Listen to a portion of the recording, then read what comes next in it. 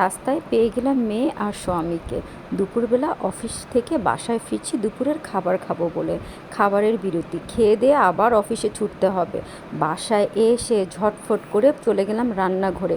তাড়াহুড়া করে কি রান্না করা যায়, কিছু সকালের আর রাতের তরকারিও ছিল, কিন্তু আমার না ওই মানে নগদ নগদ কিছু খেতে হবে। তারপর কি করব, ঝটফট বের করে ফেললাম ইলিশ মাছ। ইলিশ মাছের ভিতরে মশলা টশলা ভালো মতন মেখে ঝুঁকে বসিয়ে দিলাম ভাজা পোড়া করার জন্য। ভাইরে ভাই কি বলবো, মেয়ে মানুষের যে কত কাজ, সারা দিন ব্যস্ত থাকলেও কাজ আর শেষ হয় না। ঘরে বাইরে জায়গাতে এত ব্যস্ত থাকতে হয়। এর ভিতরে কিন্তু ইলিশ মাছ ভাজা ভুজা করতে গিয়ে পেঁয়াজ বেরেস্তা করতে কিন্তু আমি একদমই ভুলিনি। সেটার সাথে কিন্তু মরিচ ভাজা আমার লাগবেই লাগবে। আমার তো এগুলো না হলে চলেই না। এই যে দেখেন আমার ইলিশ ভাজা হয়ে গেছে, সাথে বেগুন ভাজা, সাথে আছে পেঁয়াজ ভাজা, সাথে ছিল সকালের আলু ভাজি রুটির জন্য করেছিলাম, আর হচ্ছে যে ফুলকপির কিছু তরকারি ছিল। এগুলো খেয়েই ঝটফট করে আমাকে অফিসে যেতে হবে।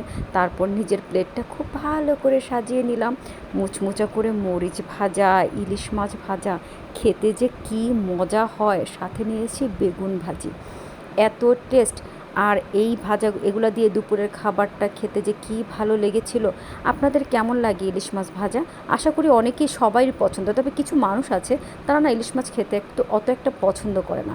আর এই দেখেন ইলিশ মাছ ভাজার যে তেলটা, সেটা নিলে তো আমার তো আর কথাই নাই। আমার তো এটা এত ভালো লাগে, এত ভালো লাগে। সংসার গুছগাছ করে ভাই নিজের পেটটাকেও একটু শান্তি দিতে হবে, আবার ছুটতে হবে অফিসে।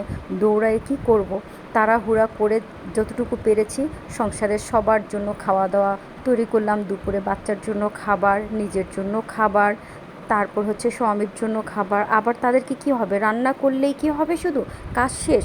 জি না, তাদেরকে আবার খাবারটাকে খুব সুন্দর করে পরিবেশন করেও দিতে হবে। তারপর আর কি করা, সবাই মিলে বসে পড়লাম খাবার টেবিলে খাওয়া দাওয়া করার জন্য।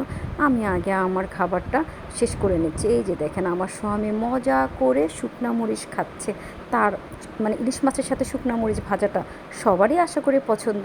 তো এই ছিল আমার আজকে দুপুরের খাবার। সবাই ভালো থাকবেন, বেশি বেশি করে পাশে থাকবেন, আমাদের জন্য দোয়া করবেন, সবাই একটু বেশি বেশি সাপোর্ট করবেন। আর ভালো ভালো সুন্দর সুন্দর ভিডিও দিতে পারি সেই সেই দিকে নিজেকেই বেশি খেয়াল রাখতে হবে।